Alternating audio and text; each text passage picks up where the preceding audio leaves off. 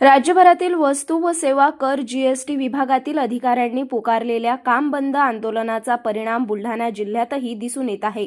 या आंदोलनामुळे गुरुवार व शुक्रवार असे 2 दिवस खामगाव येथील एकमेव जीएसटी कार्यालयातील सर्व कामकाज पूर्णपणे ठप्प झाले आहे। राज्यभरातील जीएसटी अधिकाऱ्यांनी विविध मागण्यांसाठी सोमवारपासून टप्प्याटप्प्याने आंदोलनाला सुरुवात केली आहे। सर्व कार्यालयांमध्ये द्वार सभा घेऊन आंदोलनाची भूमिका स्पष्ट करण्यात आली। त्यानंतर अधिकाऱ्यांनी टप्प्याटप्प्याने आंदोलन करून शासनाचा निषेध नोंदवला। गुरुवार आणि शुक्रवार या 2 दिवशी कामबंद आंदोलन पुकारण्यात आले आहे, ज्यामुळे कार्यालयीन कामकाज पूर्णपणे थांबले आहे। बुलढाणा जिल्ह्याचे एकमेव जीएसटी कार्यालय खामगाव येथे आहे।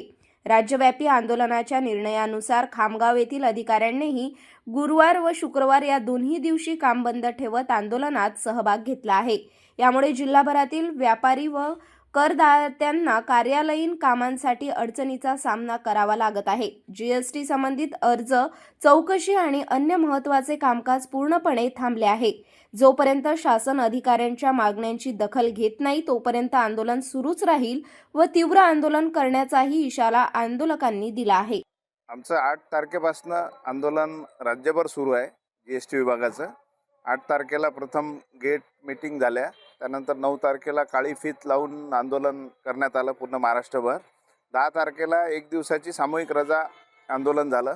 त्यानंतर 11 आणि कालची 11 तारीख आणि 12 तारीख हे काम बंद आंदोलन सुरू आहे। सगळ्या अधिकाऱ्यांचं ठिय्या आंदोलन सुरू आहे, कारण की महाराष्ट्रामध्ये पूर्ण आता आपण पाहतो की इंटरनेट म्हणजे कॉम्प्युटरवरच रिटर्न सर्व आमचे कामं चालतात इंटरनल, आणि या अशा परिस्थितीतही आम्हाला इंटरनेटचं सुविधा मिळत नाही आहे।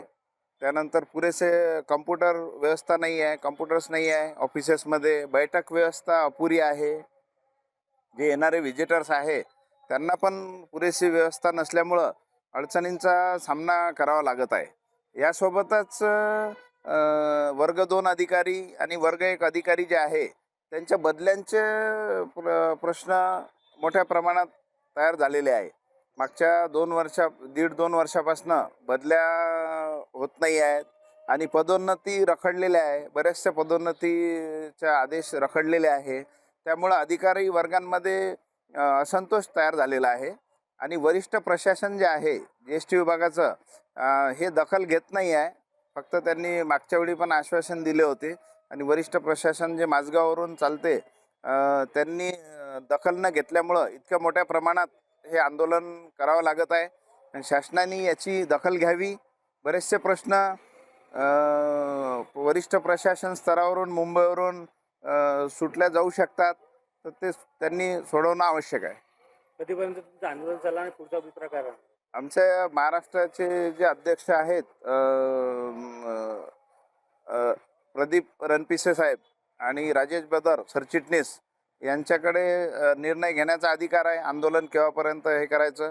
तर त्यांचे जसे निर्देश येतील आणि शासनाची भूमिका सकारात्मक राहिली तर हे आंदोलन लवकर हे होऊ शकते, मागे येऊ शकते, नाहीतर याचं अधिक तीव्र होण्याचे संकेत मिळत आहेत।